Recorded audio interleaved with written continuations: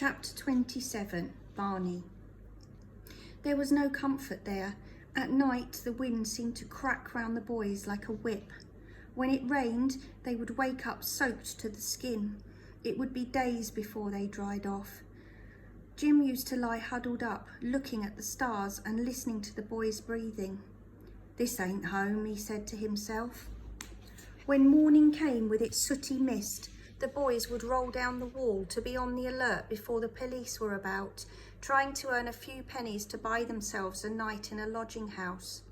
They ate what they could, grabbing a bit of cheese here or a crust of pie there, and if they were caught they were hauled off before a judge and sent to the workhouse. Jim wasn't as fast as the other boys because of his bad leg, and the only job he could think of doing was skipping for the theatre cues, which made a few people smile anyway.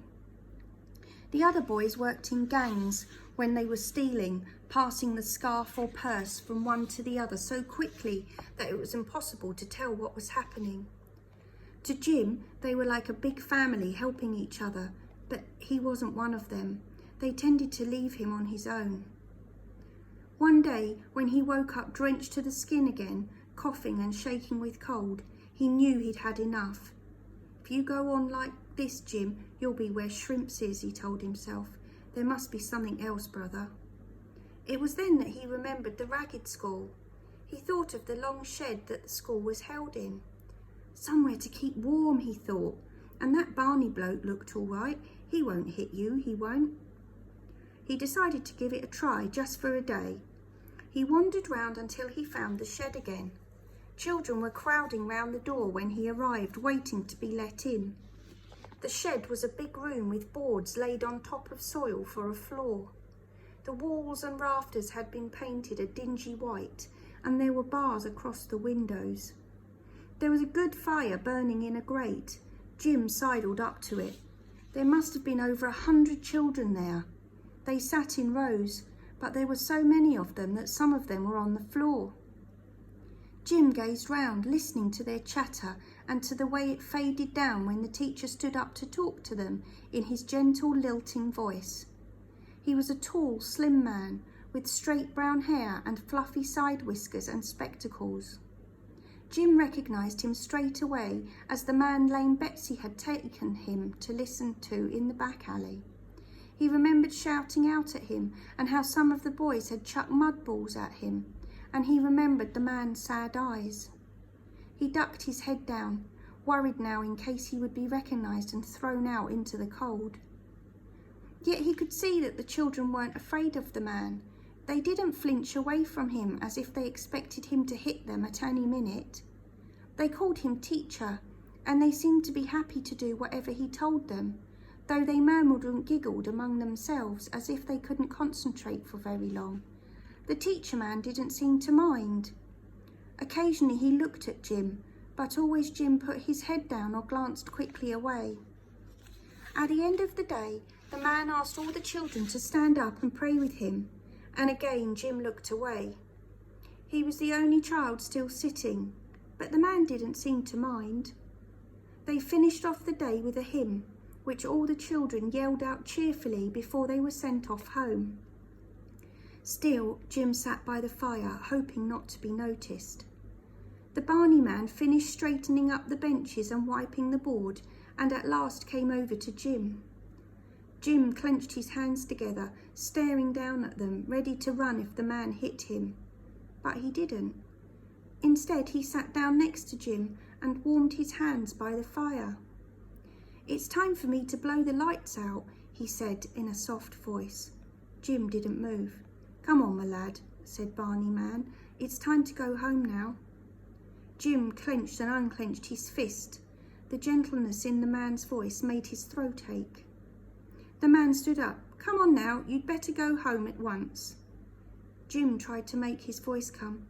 "Please, sir, let me stay." "Stay?" The man stared down at him.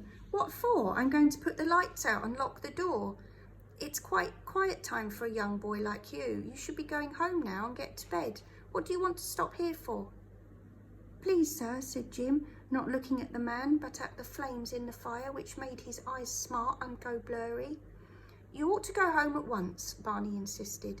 Your mother will know the other boys have gone. She'll wonder what kept you so late. I ain't got no mother. Your father then? I ain't got no father. Barney was getting impatient. Jim could see that. It was almost as if he didn't believe him. Well, where are your friends then? Where do you live? I ain't got no friends and I don't live nowhere. Barney stared at him. He walked away from the fire and back to it again and then went to the desk.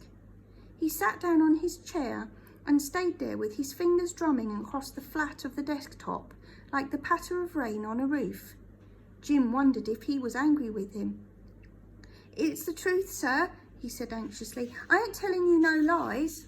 He spoke in a whiny voice like the other street boys used to adults.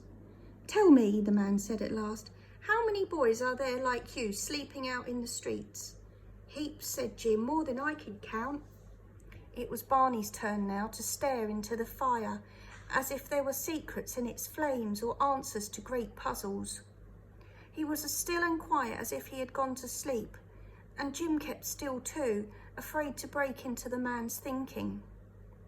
The only sound was the spitting of the logs, and outside the bleak voice of the wind.